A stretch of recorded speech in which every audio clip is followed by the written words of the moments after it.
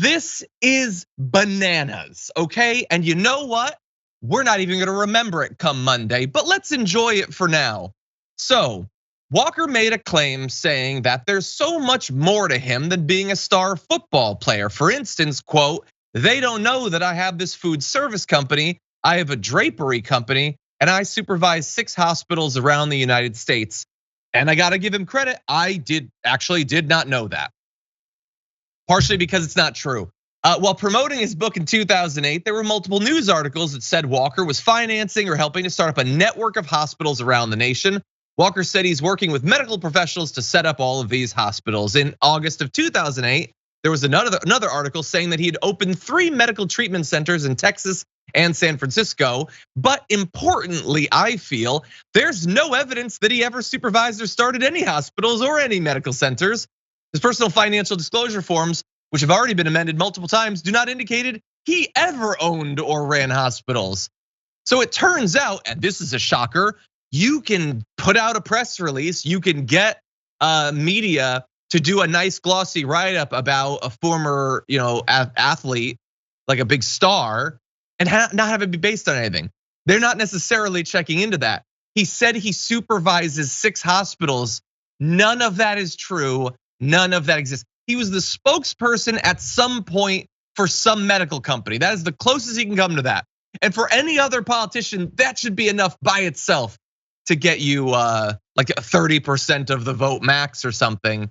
But as I said, are you gonna remember this in comparison to the lies about him being an FBI agent, or God knows what, being at the top of his class, or being mentally together? All of those lies that are so clearly not true. We're not even gonna remember this one, Waz.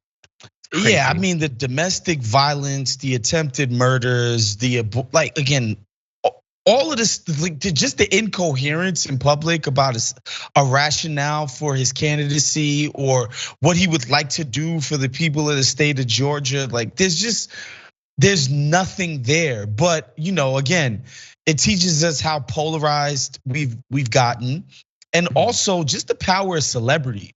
At the very least, I can say this: Herschel Walker did deliver happiness to the citizens of Georgia back when he was a college football player at UGA, and it cannot be overstated how big that team, that program, that culture of University of Georgia football is. And Herschel Walker was a demigod back when he played there.